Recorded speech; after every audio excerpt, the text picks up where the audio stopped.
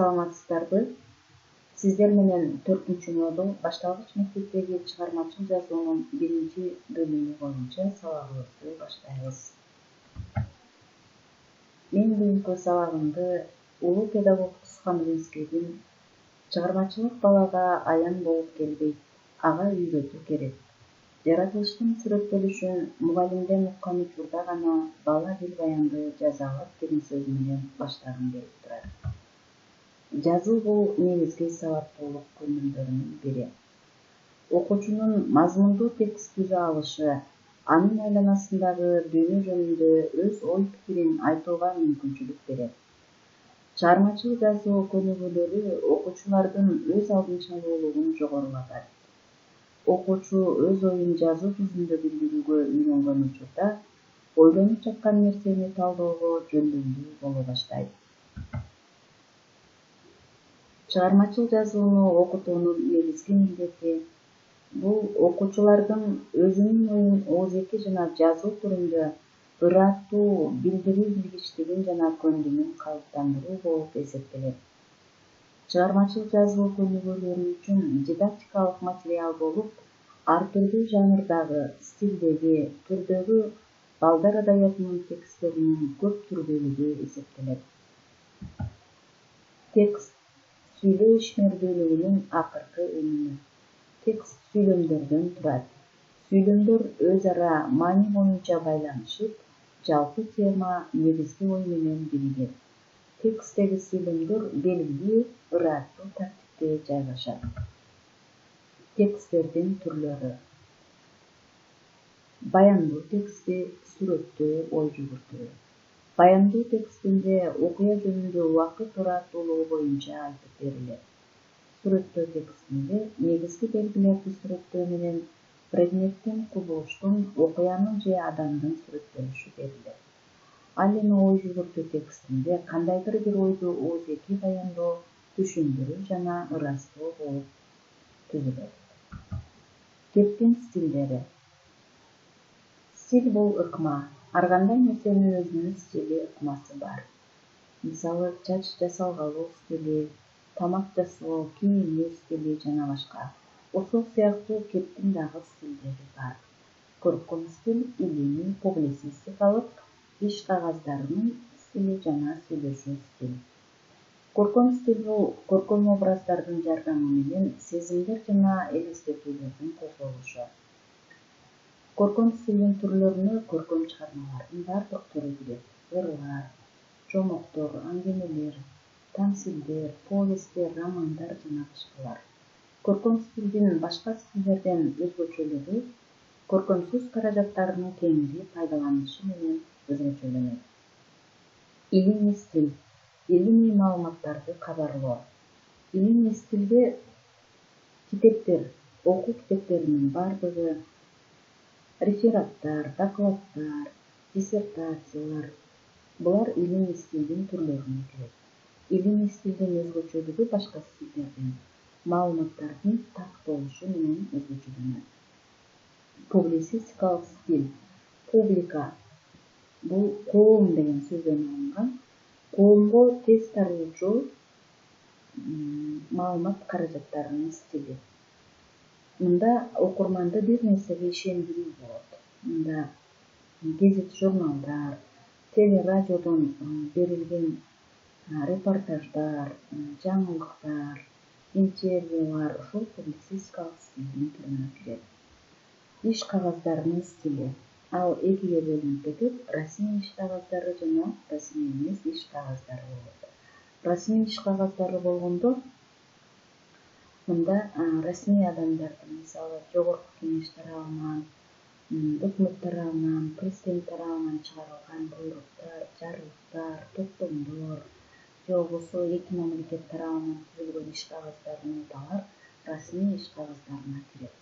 Ал эми расмий эмес иш кагаздары бул жалпы көпчүлүк эл пайдаланган, колдонгон иш кагаздарынын түрлөрү. Арыз, өмүр баян, мүнөздөмө, түшүнүк кат, маалым кат, акт жана башкалар. Сүйлөшүү стили. Оозеки сүйлөшүү стили бул күнүмдүк баарлашуу, маалыматты берүү. Сүйлөшүү стилинин негизи бул диалог аркылуу ишке ашат. Андан кийин жанрлар. Мектеп программасында бардык чыгармачыл жазуу дилбаян деп аталат. Батышта бул жазуу ишин эссе деген сөз менен пайдаланышат. Ал эссе бардык предметтерде жазылат. Бул дилбаян менен эссе ар кандай аталыштарына карабастан экөөнүн жазууну үйрөтүүдөгү талаптары бирдей болуп эсептелет. Жанр бул көркөм чыгарманын түрү. Окуяны чагылдырууда ар бир жанр өзүнүн өзгөчөлүктөрүнө ээ. Мисалы, ушул жанрларды пайдаланып силер мектепте чыгармачыл жазууну өткөрсөңөр болот. Аңгемеде бул бала өзү аңгеме түзөт. Аңгеменин башталышы, аңгемедеги окуя болот, окуянын башталышы, өнүгүшү, кульминациялык чекити болот, көйгөй пайда болот, кульминациялык чекитте, анан көйгөйдүн чечилиши, анан окуянын аягы болот. Чакан поэтикалык чыгарма. Мында бул ырларды жазышы мүмкүн, аллитерация, ассонансты пайдаланышы мүмкүн балдар, рифманы пайдаланышы мүмкүн. Ал эми жомок болсо бул балдарга жакын тема. Бул өзү салттуу сөздөр менен башталат, жомоктор бар экен, жок экен деп, аягы дагы салттуу сөздөр менен аякталат. Ошентип бүткөн экен же бактылуу жашап калышкан экен деп жомоктордо көбүнчө ар дайым эле жамандыкты жакшылык жеңүү менен аякталат. Ал эми фентези. Фентези деген сөз бул англис тилинен алынган. Мында дагы ушул башкы каармандар бул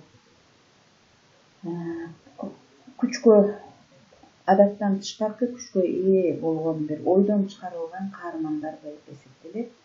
Боюнча алар ажыдарлар, алптар, феялар фентезиде учурайт.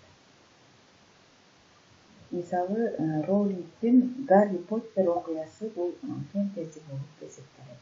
Ошого карап туруп балдар өздөрү дагы түзсө болот.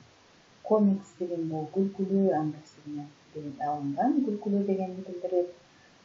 Бул жерде мугалим сүрөттөрдү берсе, ошол сүрөттөргө карап оозунан көөрчөлөрдү чыгарып, окуучулар комикстерди жаратса болот. Ал эми фантастика бул мында дагы ойдон чыгарылган окуялар, каармандар катышат. Мында дагы ушул сүйлөгөн жаныбарлар, сүйлөгөн өсүмдүктөр, ошондой кылып фантастикалык чыгармаларды түзүшөт. Ал эми микропроза болгондо, микропроза бул бир 10 сүйлөмдөн ашпаган, бул кичинекей аңгеме болуп эсептелет. 5-6 сөздөн түзүлүшү мүмкүн. Мисалы, алфавит боюнча микропроза деп түздүрсө болот. Же болбосо мугалим сөздөрдүн тизмегин жазып берип, мисалы, затоточ, сыноточ, саноточ, этиш сөздөрдүн тизмегин жазып берип туруп, ушул боюнча ушул сөздөрдү пайдаланып микропроза түз десеңер дагы болот. Ал эми фанфик бул англис тилинен которгондо адабияттын пүйөрманы дегенди билдирет. Бул жаңы жанр болуп эсептелет. Мында окуучулар окуган китебинен же көргөн фильмдеринен пайдаланып туруп, ушул фанфикти түзсө болот. Мисалы, Актан менен Акылайдын жаныбарлар дүйнөсүнүн саякаты деп өзүнүн оюнан чыгарып, ошол фанфикти түзсө болот. Андан кийин эссе. Эссе бул окуучунун өзүнүн чыгармачылык, жеке өзүнүн көз карашын чагылдырган чакан тексти болуп эсептелет. Кат болгонунда бул дагы кат формасында, ал эпистолярдык дилбаян деп коет, кат формасында дилбаяндарды жазышат. Көбүнчө балдар айыл атага кат жазышат.